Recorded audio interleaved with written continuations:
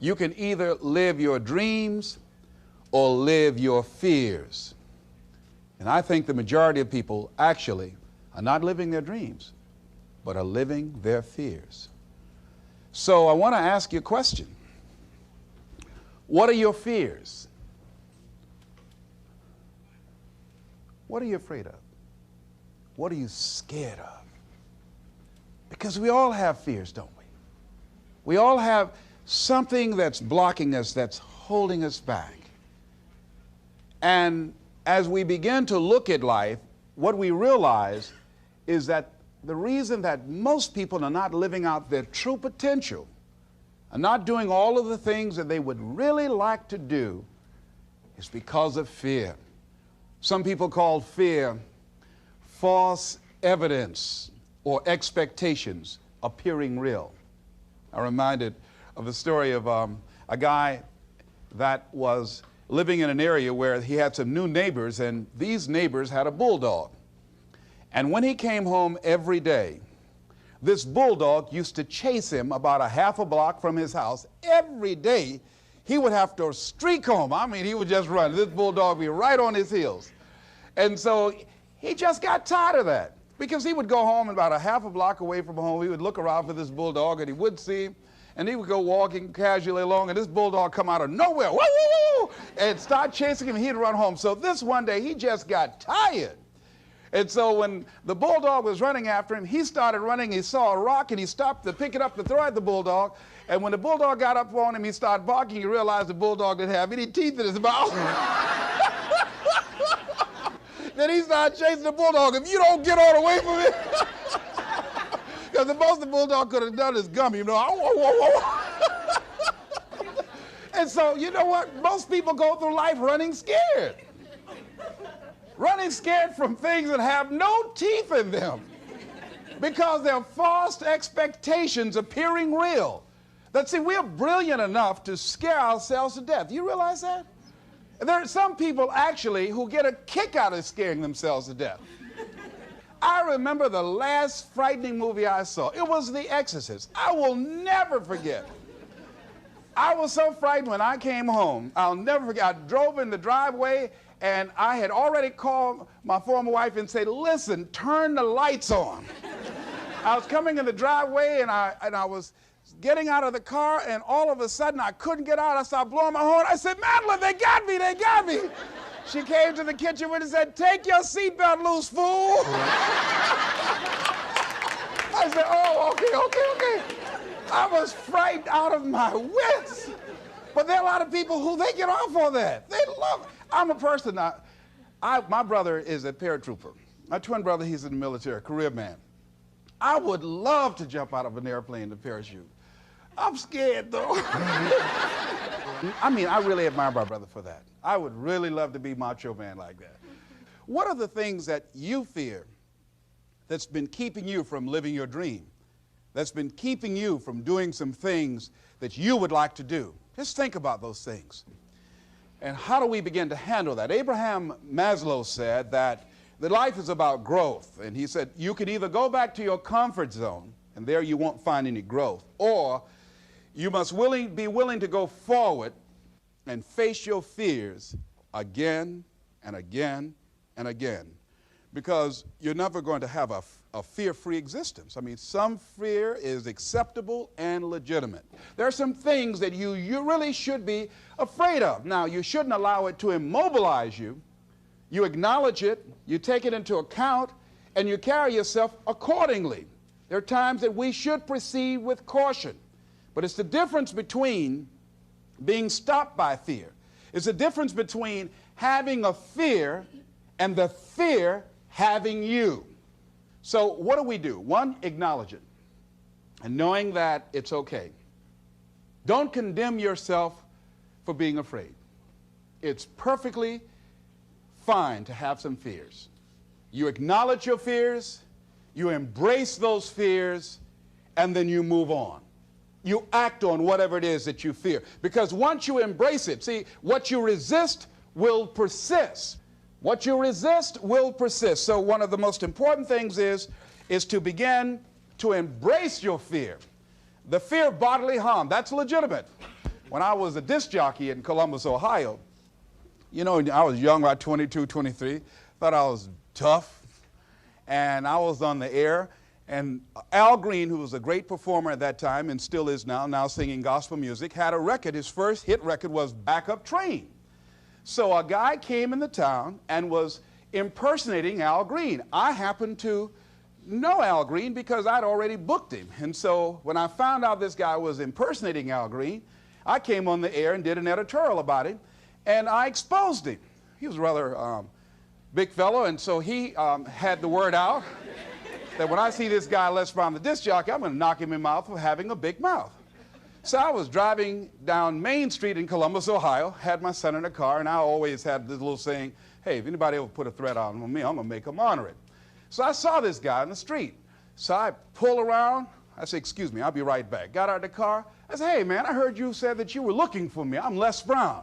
He said, you are? I said, yeah. I said, what is it? I'm the one that said that you are an imposter. I said, I want to know what you're going to do about it. He opened his coat and he had a gun there. I say, but whatever I said to hurt your feelings, I want you to know it's all right.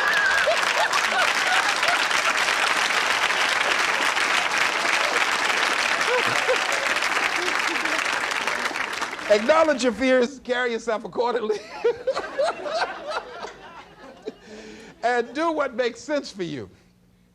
Well, one major fear I've always had is a fear of the dentist. And this fear had me. I didn't have that fear. And what really reinforced it, you got to watch things that can feed your fear. I saw a movie that most people would not remember. This movie was starring Dustin Hoffman. It's called The Marathon Man, with Laurence Olivier. When he's trying to get a confession out of here. And he took this drill out. Let me tell you something. When he went in Dustin Hoffman's mouth with that drill, I had $1 worth of popcorn. That popcorn went everywhere. Oh! Do you know I could not go to the dentist for 5 years? I had left broadcasting, went to the Ohio legislature, had an impacted wisdom tooth. Now that hurts. And I would call, and as soon as the people would answer the phone, I would hang up. That's how frightened I was. Dr. Hamler's office, boom, I'd hang up. Then I got to the point where I could just ask for an appointment. Hello? And I wouldn't give my real name. Because I knew I wasn't going to keep it. I'd give anybody's name, Joe Jiggly Jim, it didn't matter. Then pretty soon I got to the point where I could give my name. It was about 4 years after that, you know. I said, my name is Les Brown. Then I would call back and say, look here, due to my legislative agenda, I won't be able to make it. So the lady finally said on the phone, she said, you're scared, aren't you? I said, no, I'm not. She said, then why don't you come in? I said, that's none of your business. She said, you're not coming in because you're scared. I wish you just would not waste our time. And she hung up. I said, you have no right to do that to people like me, you know? So finally, to make it long and short of it, I was hurting so bad, I said, wait a minute, I've got to do something. And I said, what am I afraid of? Go there and handle it. And I said, man, Dr. Hamler, I just can't hear this drill. I mean, if you can do whatever, I don't need to hear this drill, that sound, you know, that's what gets me, that drill. Don't pull that drill out on me. He said, just calm down, calm down. And it wasn't really bad as I thought it was. One of the things you find out that when you face your fears, it's not as bad as you think it is. And when people tell you, I just can't do it, I can't handle it, I mean, really, I can't handle it, what they're envisioning is that they're not going to be here. They're going to clock out like you're going to die. And guess what? We all had occasions when we confronted our fears, we had to do something we felt uncomfortable with, we didn't want to do it, and we did not die. They didn't come take us and put us in a box somewhere. Am I right? So what we've got to begin to do, how do we handle that? What's the process? Because it's all up in here. One, I think, is imagine the worst case scenario. I just imagine that he went in my mouth and with this drill and that I just croaked out. Then I imagine, that's the worst case scenario. Then I had another technique I used. Visualize yourself being more than able and capable of handling it. I used to have a tremendous inferiority complex about speaking before people that I felt who had more going for them than I did. Because I'm not college trained, I used to feel that college people were the most intelligent people on the planet. And there was nothing I had to say for them. And what will they listen to me for? That's the way I felt. And so I had to visualize myself speaking before them, speaking before various audiences that had more going for them than I did, and realize and appreciate my own value, and that I was a worthwhile person, even though I didn't have all going for me. I didn't have the money, I didn't have the education that they had. So part of the process is seeing yourself, being worthy, being capable, having what you need to make you a worthwhile person, and that you're more than able, and that you deserve to be listened to, or you deserve to have that dream and that passion and whatever it is that you see and envision there. You've got to see it in your mind's eye and know that you've got what it takes. Repeat after me, please. I must see, in my mind's eye, see myself, confronting my fears, handling my fears. I'm more than able. Shake somebody's hand on your right and left and say, you got the right stuff.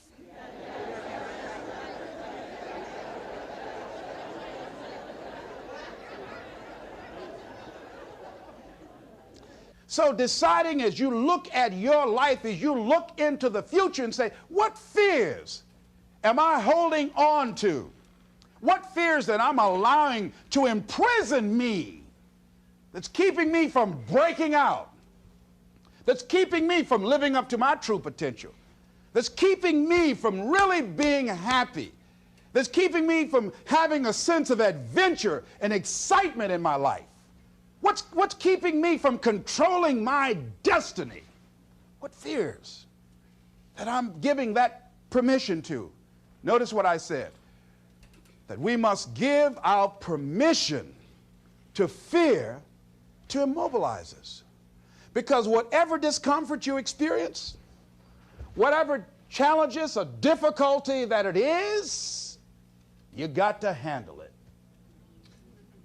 Got to go up in there and wrestle with it. Will it be easy? No.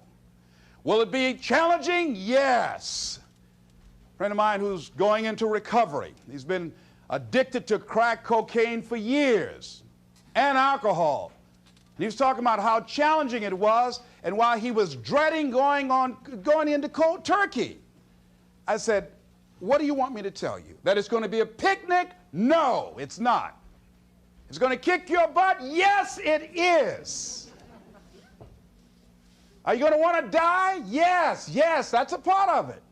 But that's just what you must go through in order to get where you want to go. And guess what? You are strong enough to do it. You're strong enough, and your life is worth whatever you have to go through to get past this addiction. Whatever you have to do. This dream you got, whatever you want to do, will it be easy to just run out there and do it? No. Will it happen overnight? No. Will it be a struggle? Yes. Will there be times when you can't make ends meet? Yes, that's a part of it. Will there be times you won't know what to do? Yes, that's a part of it. Will you have some opposition? Will things go wrong sometimes? You will have many visits from Murphy. Now, if you're saying, well, who's Murphy? Don't worry.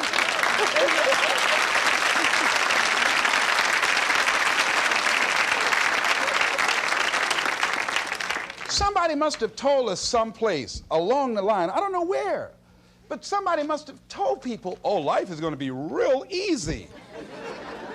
No. If they told you that, I've got a special announcement. They lied. I'll never forget, I had a special piece of legislation I wanted to get passed, and I said to a guy, I said, look here, can I count on your vote? He said, yes. And look here, if I can't count on it, let me know. There's another guy that owes me a chip, and I can call on that. And I won't need your vote, but I do need it. If you say you're going to do it, do it. He said, you can count on it. Legislation came up. He voted against my bill. My bill passed.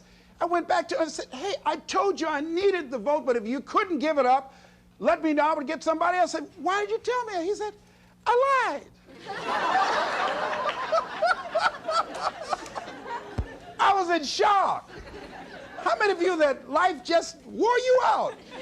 That you didn't expect that? You thought you'd go to school, get good grades, get a job, and you came out here and you'll be able to get a job and live happily ever after, and you say, they lied. Yes, they did. They never told me, you know that song said, Mama told me there'll be days like this? They didn't even tell us that. that something about life is challenging? I mean, it's some stuff you get out here, you didn't read it in a book nowhere. Didn't nobody warn you that it was going to come down on you like this? That's called life. There are all kinds of challenges like that. So what's the next piece is that you accept yourself, then you accept the fear as a fact and not a force. See, when you accept yourself and you accept fear as a fact, that means that it's something that happens. It's something that you're going to experience, but it is not a force to hold you back. It doesn't have any special power other than that you give it. So you accept the fact that you are afraid, and then you move on anyhow. You move on past it, and you do whatever you've got to do. I was at a big motivational rally for a gentleman by the name of Dexter Yeager down in the Carolinas.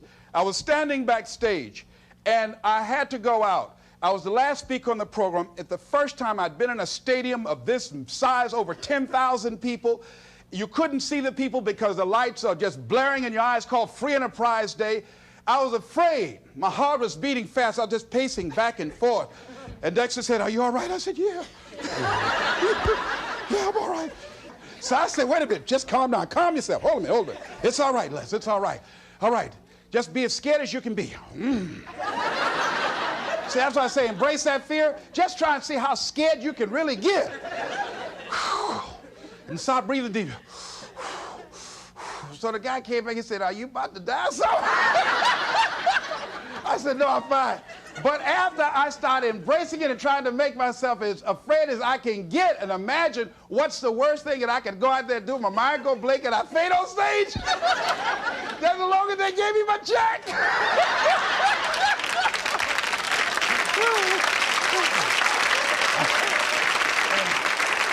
But once I started laughing at myself, I started talking to myself. I said, "You know you scared today?"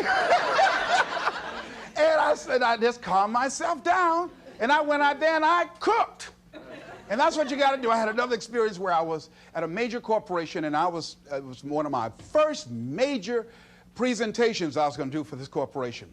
And I had 4 other presenters that had large firms. And one of the things that you've got to do is you've got to watch your inner conversation and discipline your thinking and your imagination, because if you don't, your mind will take you on a wild trip. So my mind said, "Hey, Les." I said, "What?" "These guys are going to wipe you out. You can't compete with them." Because I heard these guys sitting over across from me, and they were talking about all that they had going for them. And so I started doubting myself, and I became afraid, and I was thinking, well, maybe I shouldn't go in there. And so I knew then, and this is what I suggest to you, sometimes you got to talk to yourself.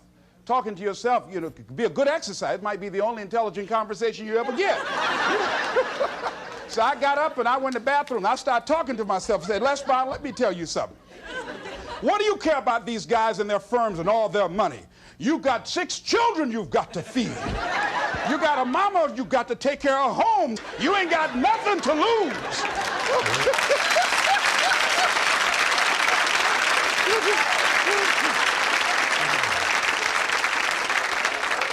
I went in that room and looked at those people. I said, "Don't you do nothing till you hear from me." And I got that contract too. You gotta do that. So when you have your lower self talking to you, telling you what you can't do, part of what you've got to do is be your own motivator.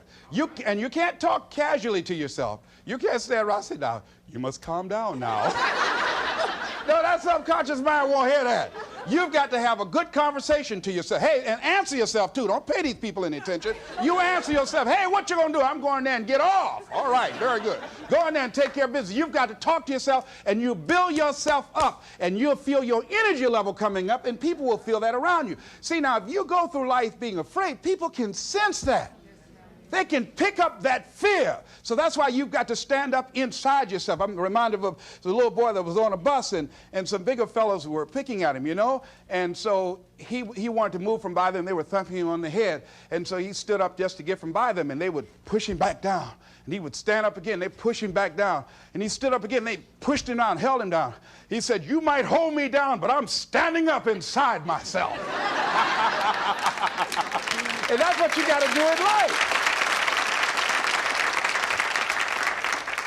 See, when you are not filling your life with the things that you are capable of doing. See, we all have some stuff that we've been given. And I don't think that it's optional for us to sit on what we have. See, if you're sitting on what you have, what you've been given, and I think everybody's been given something to bring to the planet, that only you can do that, only you can perform that, only you can initiate that activity. And if you don't do that, if you're not filling in your life with your life work or your mission, then there are gaps in your life. And what we do when we're not living out our true identity, we begin to fill the gaps. We fill the holes with garbage, alcohol, drugs, worry, self-destructive behavior. So when you begin to look at your life and you know that you're not doing what you can do because you have allowed yourself to be held captive by your fears. Now, when you don't have a true appreciation and acceptance for who you are, and you allow yourself to be immobilized by fear, what happens in the process is that you begin to abuse yourself. You begin to sabotage your life, you begin to sabotage your dreams, you begin to unconsciously work against yourself. You become your own worst enemy. So what do you do about that? Well, you begin to realize that your dream and your gifts have so much meaning and so much value for you till your hunger for them will begin to push you past the fear. Your hunger to have them will give you a special drive. As you work on yourself, as you begin to acknowledge your true identity, the true power that you have, the true capacity you have to bring about change, the miracle-working power that you have within yourself to do the things that you want to do. When you take them on, I'm reminded of a man who, this gentleman was doing a special study of a special tribe in Africa, headhunters.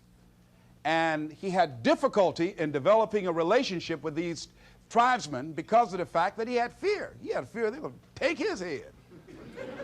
I tell you, all fears aren't bad. That was a legitimate fear. That was a good fear to give you a headache. So he worked there for a long time with no effort, no progress in developing a relationship and rapport and being able to achieve a level of trust. So finally one night while he was in bed, he was thinking about it. I said, what is it that you came here to do? What is your life work as a missionary? He said, I wanted to study these tribesmen. I said, what's the worst thing that they can do to you? Kill you. And he just decided, hey, this is what I came here to do.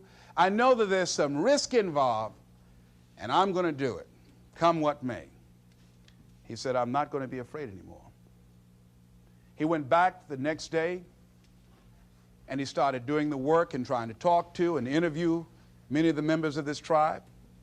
And they began to respond to him. They threw out the welcome mat to him. And years later, when people came to see what his progress was, they asked him, how were you able to do this? How did you convert the relationship from being hostile to that of being positive? And he said something I think has value for all of us. He said, when life can no longer threaten you with death, he said, what else is there? What else is there? And the majority of the fears that we have are not life or death fears. They're not those kind of fears. But through our imagination, we blow them out of proportion and we give them more power than they actually have or deserve, and we permit them to govern our lives. We permit them to determine how far we can stretch out on our dreams and discovering our stuff. And as we begin to look at ourselves and begin to, wait a minute, just getting to the point as you assess yourself and begin to prove yourself and just say, wait, hold a minute. I've been sweating this out. What's the worst thing that can happen to me on this? Will it kill me? Will I die? Why am I going through all of these changes over this? How much power does this really have? And am I the one that's feeding the power into it? See, a lot of times we allow ourselves to be fed and to be programmed into being afraid. I mean, you watch the news and read the newspaper, you'll be scared to come out the house. Am I right? You'll be afraid. So what kinds of things, what kinds of thoughts are you feeding your consciousness? What kind of things are you putting in your mind that will enable you to either move forward or to justify why you're staying where you are? Another piece that I look at, that when I finally decided that I was going to go to the dentist, the pain was so great. I couldn't hold out any longer. All of a sudden, the fear didn't matter. I can't but take me. Now, some people need fear, you know. I have a friend that we told him, hey, man, you know, you need to lose some weight. You're getting overweight and out of shape, and at our age, we need to have a regular program. And Bud said, man, I've been fat since I was a little boy. I'm big bone. I've never seen a fat skeleton, though, you know. Well, Bud became ill. How many of you ever seen a fat skeleton? Raise your hand. I know, all right. Bud became ill, passed out, and I was there, and the doctor was talking to him. And Bud, I think, was going to go right back to same old eating habits and doing everything. You know, he said, look here, you are a diabetic. He said, now, here's some of the side effects. You know, you could go blind, you can become an amputee. None of that touched him. He said, you can become impotent? He said, what did you say? Bud has lost weight. He exercises every day. He's into body sculpturing. 48 years young. He looks great. I can't believe it. But just that one statement made all the difference in the world. Bud is a new man today. So what is it that has to happen to you? Some people don't take corrective measures to improve their health until they get a pronouncement that they're about to die. Then they'll start, okay, all right, I'm ready to do whatever you want me to do. But they won't do that. They can see people dropping off like flies around them. Well, that's them. You got to go from something. We go through life really blocking ourselves constantly. And fear is one of the greatest instruments that we could use to stifle our true potential. When you begin to look at your life, you can decide to use fear as a blocker, or you can decide to use it as building blocks. That you decide, hey, look here, I'm going to move in this direction. I'm not going to allow anything to stop me from doing what I want to do. Shake somebody's hand on your right and left and say, I'm unstoppable.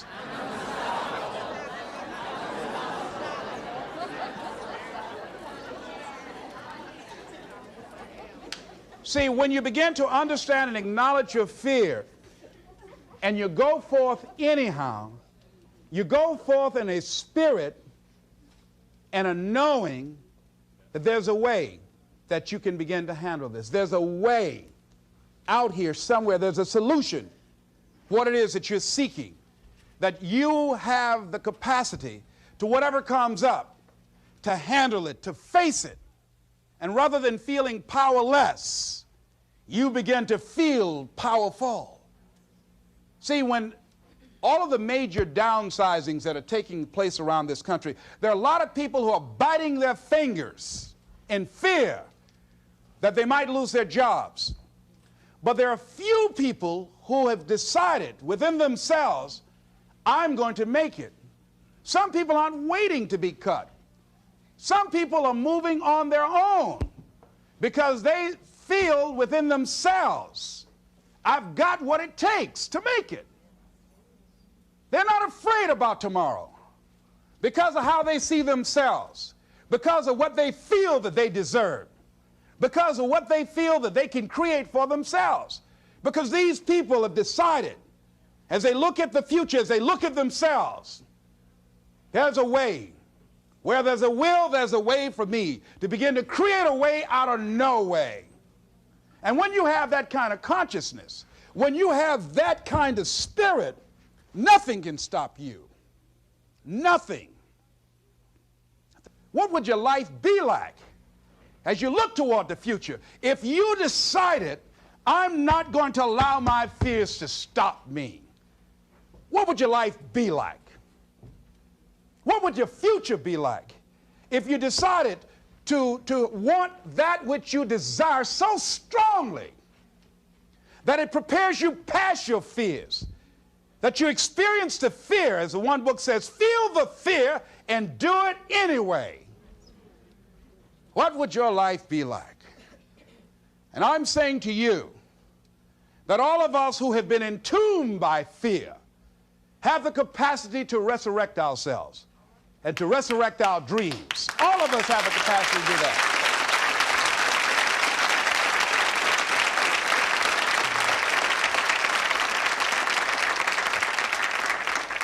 And you have, is it easy? No.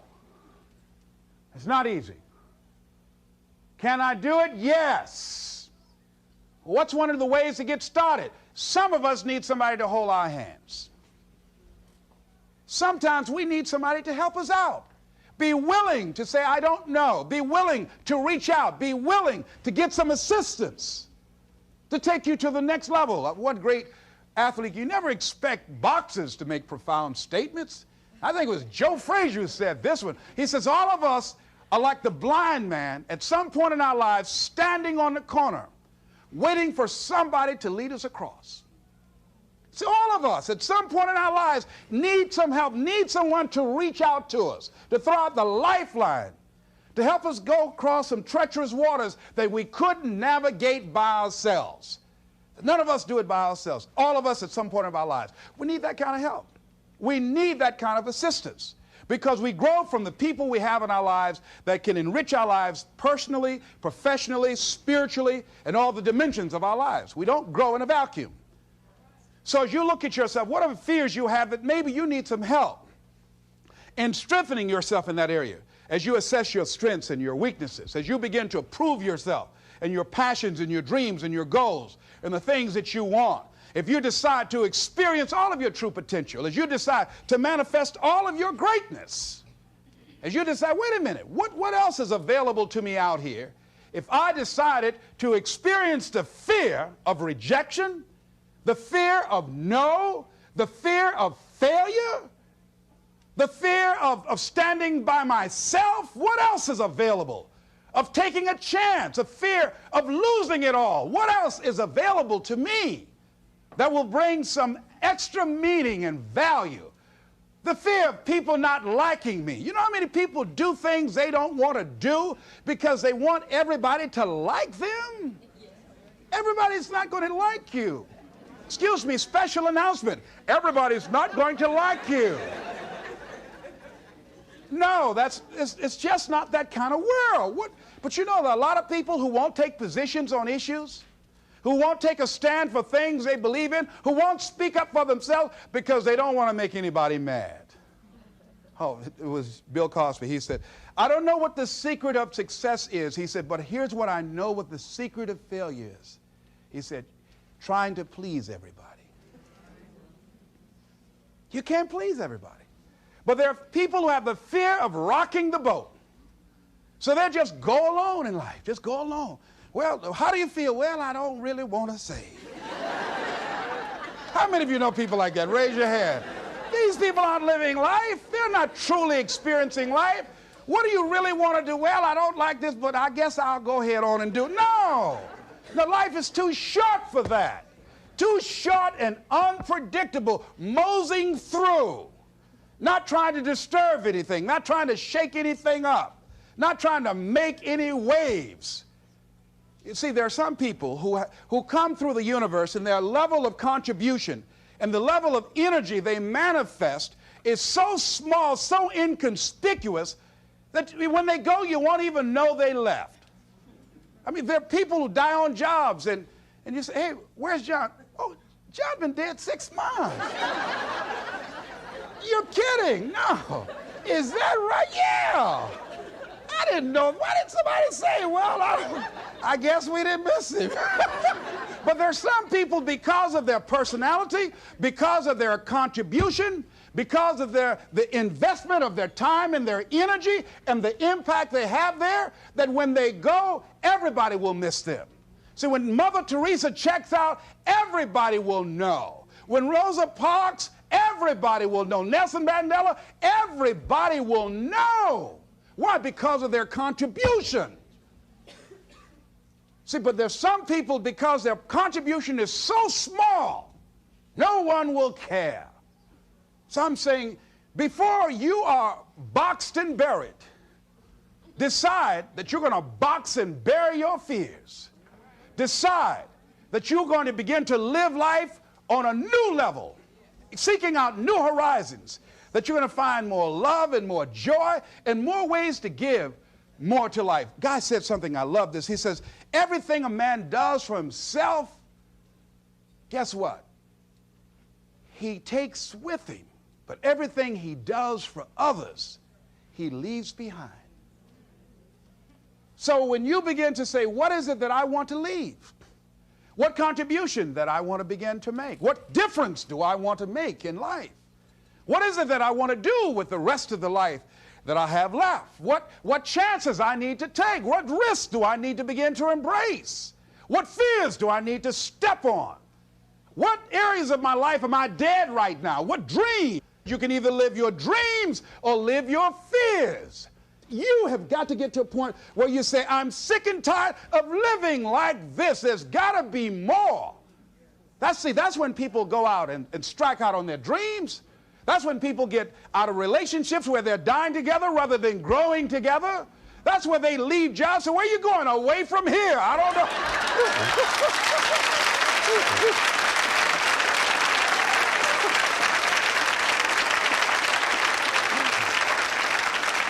Do you have another job? No, I don't.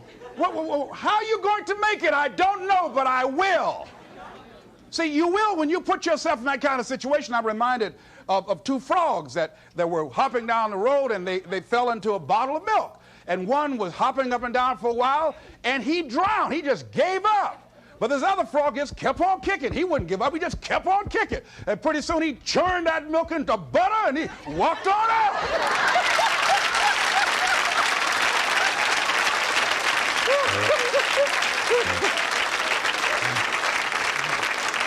So I'm saying, when life catches you by the neck and blind slap you, whap and knock you down, I said, just keep on kicking, you know. And you can kick on out of those circumstances, whatever they are, not be intimidated by them. Repeat after me, please. I'm going to keep on kicking. I'm going to conquer my fears. I'm never going to give up. Shake somebody's hand on your right and left and say, keep on, keep it on.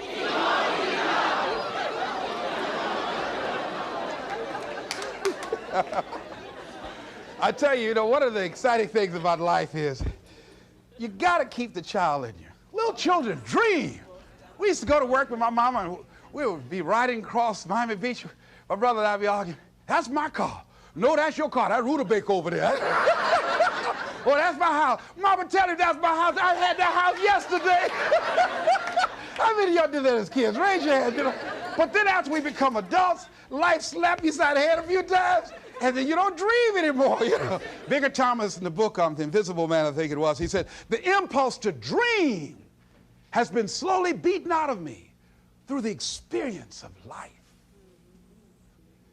And most people, ladies and gentlemen, have stopped living their dreams because of the lessons they've learned from life or things they've picked up, because we've only been born with two fears.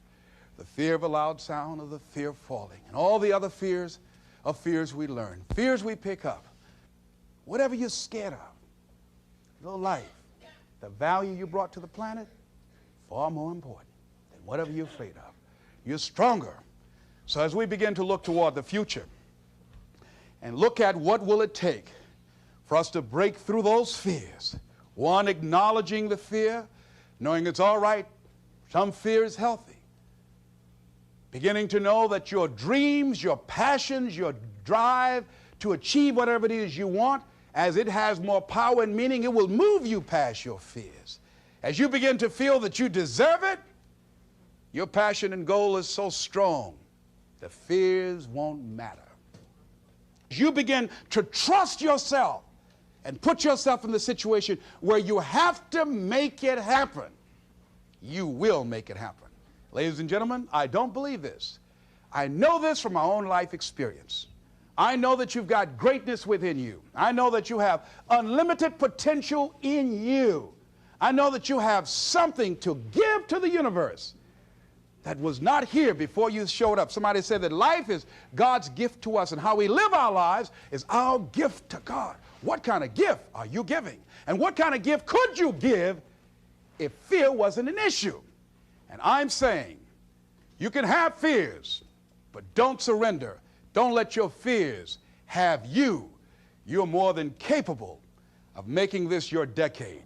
This is Mrs. Mamie Brown's baby boy, Leslie Calvin Brown, saying, it's been a plumb pleasing pleasure as well as a privilege. Thank y'all here.